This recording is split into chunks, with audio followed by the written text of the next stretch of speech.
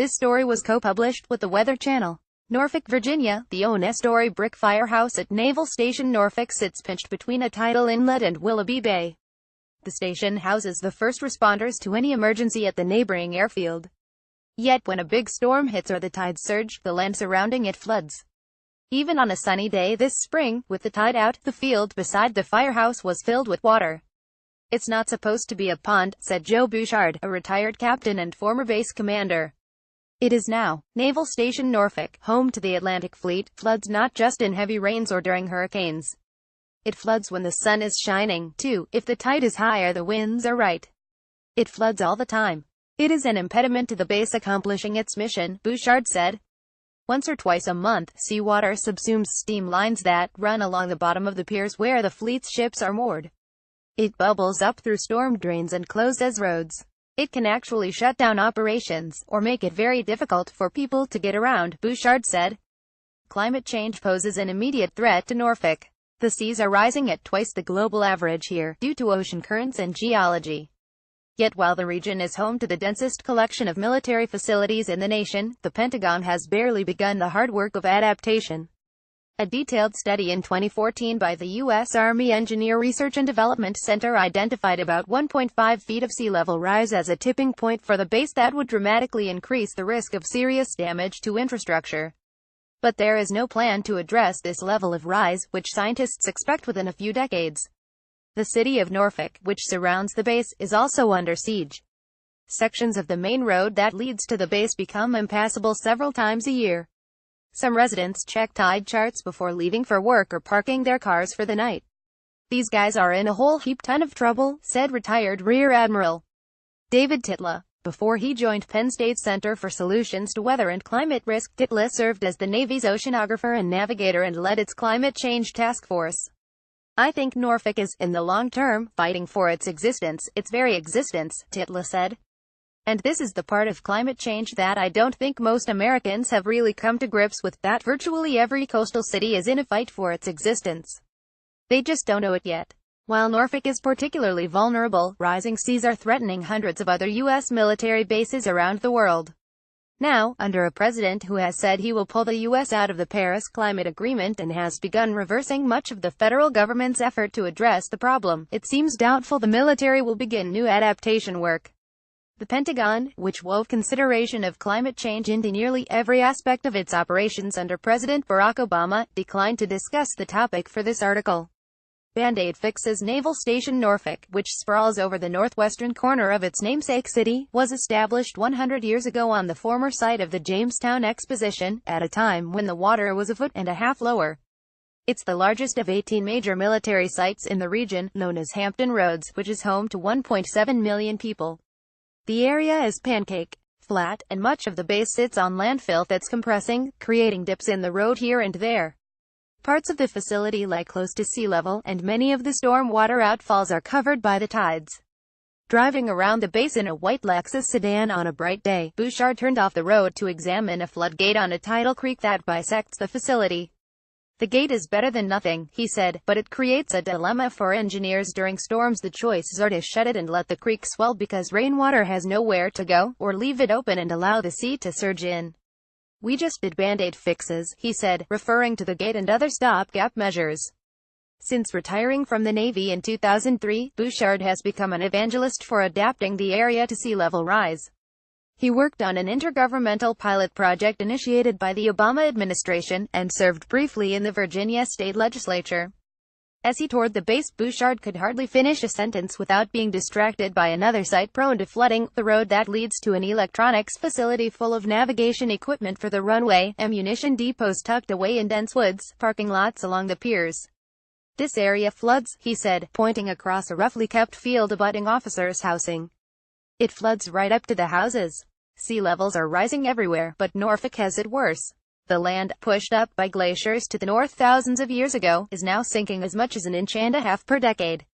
Scientists also believe that a slowing Gulf Stream is causing seas to rise faster along the mid-Atlantic coast. High tides at the Sewell Point gauge, off the base, have been inching ever closer to the so-called nuisance flood level, where many roads and yards become inundated. The hourly water level chart shows the two may not be far off from meeting on a daily basis. A 2014 Defense Department study determined that several critical systems at the base were likely to be incapacitated if the sea rose more than 3 feet. Even half that would represent a tipping point after which the probabilities of damage to infrastructure and losses in mission performance increased dramatically. A 2013 state-commissioned report projected 1.5 feet of rise within 20 to 50 years. The Union of Concerned Scientists did its own analysis and determined that with sea level rise of just 1.4 feet, the base's low-lying areas would flood about 280 times each year, spending 10% of the time underwater. To avoid catastrophe, Bouchard said, the base needs a complete overhaul. The list is endless, he said. The electrical systems, telecommunications, everything is vulnerable. In 2014, then Defense Secretary Chuck Hagel wrote in the department's Climate Change Adaptation Roadmap that we are beginning work to address a projected sea level rise of 1.5 feet over the next 20 to 50 years in Hampton Roads. But if you ask the Navy today, it seems there's little work actually underway. There are no funded projects specifically addressing sea level rise, said Capt. Dean Vanderlee, head of engineering for much of the Navy's East Coast facilities.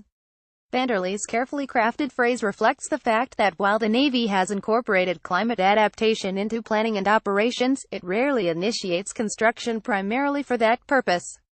Behind Vanderlee as he spoke, for example, stretched one of 4 double-decker piers the Navy has built over the past 15 years.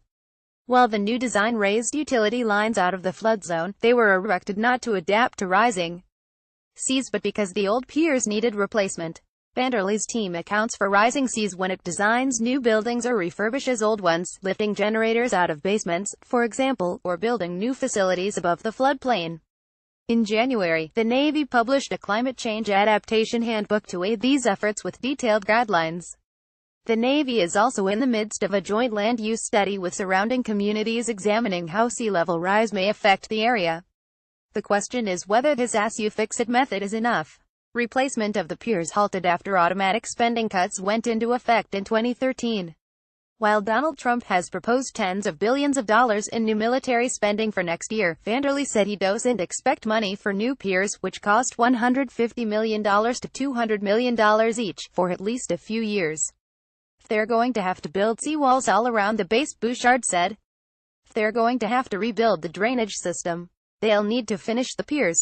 He guessed that work would take a decade and cost at least $1 billion. Finishing the piers alone could flirt with that figure.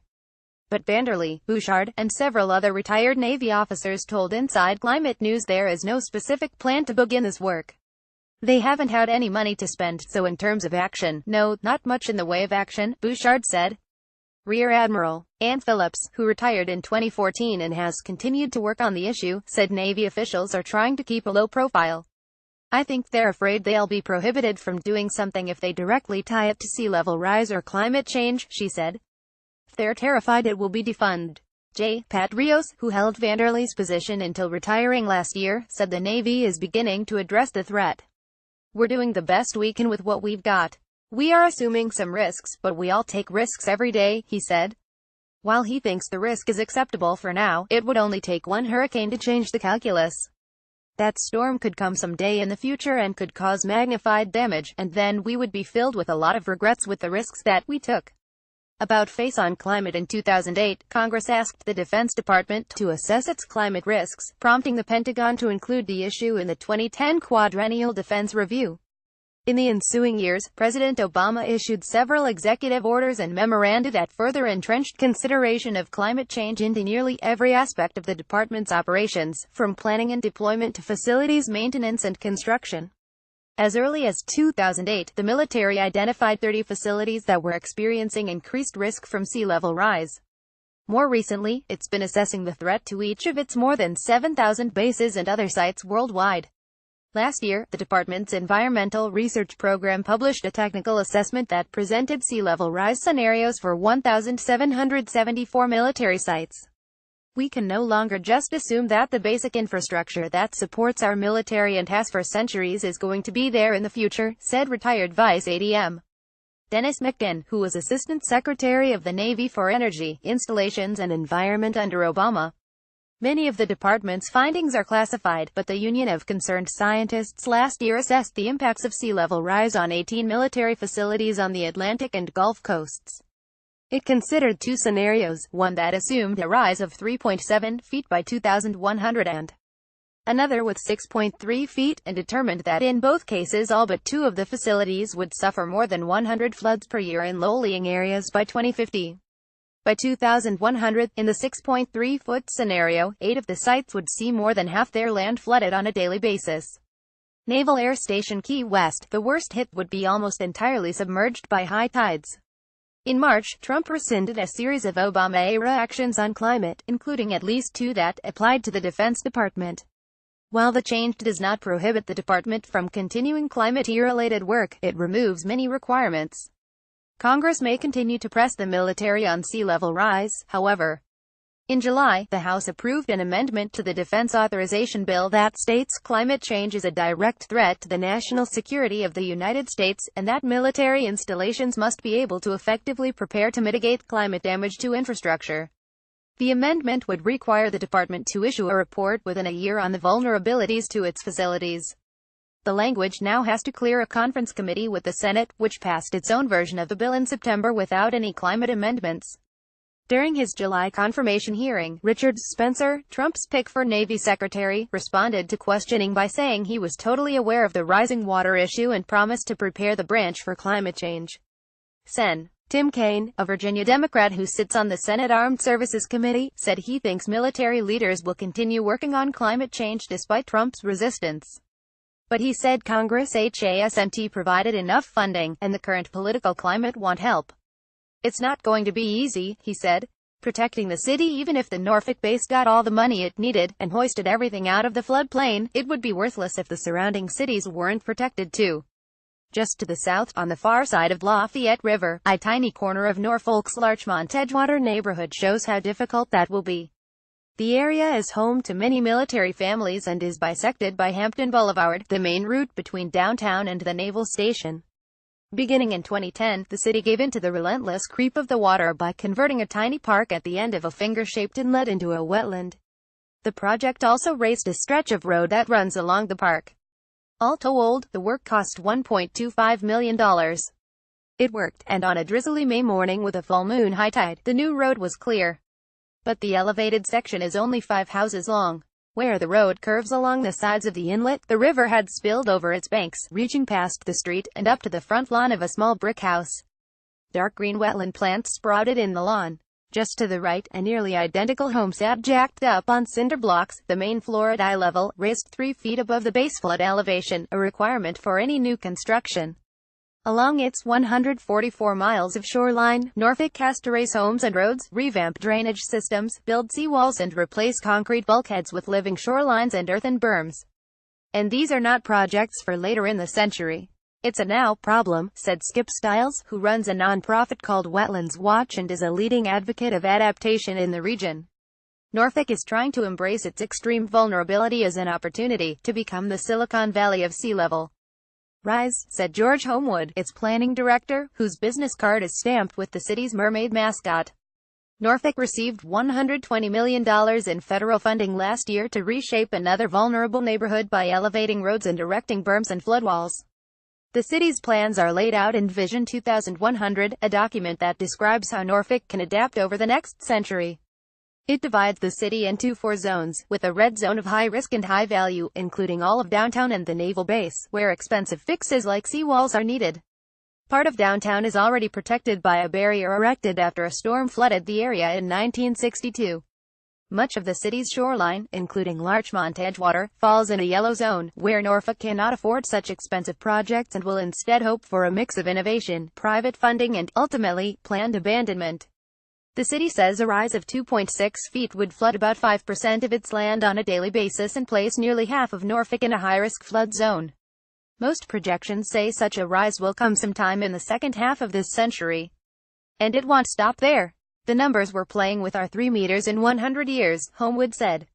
No one has ventured realistic estimates for costs, but everyone seems to agree there won't be enough money to protect everything. How much money as a country are we going to put into Norfolk, Virginia? Is it $1 billion? Is it $10 billion? Is it $50 billion? Asked Titla, the retired admiral. Over the next century or so, we're talking at least in the tens of billions and probably in the hundreds of billions to protect parts of Hampton Roads. The 2013 state-sponsored study, which projected 1.5 feet of sea level rise within 20 to 50 years, said it takes 2 to 3 decades to plan and implement adaptation strategies. We're rapidly approaching the go-no-go point, Stiles said. He pointed to a bridge in Virginia Beach that was first proposed in 2005 and is slated for completion next year.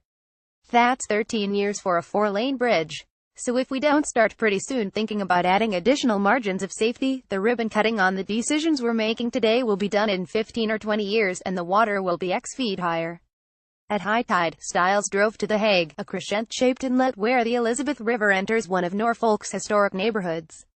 The Army Corps of Engineers is considering installing a tide gate on the inlet, at a cost of $70 to $90 million. Stiles stopped in the parking lot of an apartment building at the edge of the water and got out to look towards the Chrysler Museum, a grand limestone construction at one end of the inlet. The Hague was spilling over its banks, covering the entire road ahead. They'll build this up, he said, musing about what the area might look like in a few decades. They'll build a wall, they'll put pumps in, they'll protect it. But 80 years, that's the head-scratcher. Because if in 80 years we get 3 feet of water, 3 feet would have put Stiles thigh-deep. It's hard to imagine a lot of this stuff still being here. Top photo: fleet parking at Naval Station Norfolk flooded during Hurricane Isabel. Credit photographers made first class Michael Pendergrass, U.S. Navy.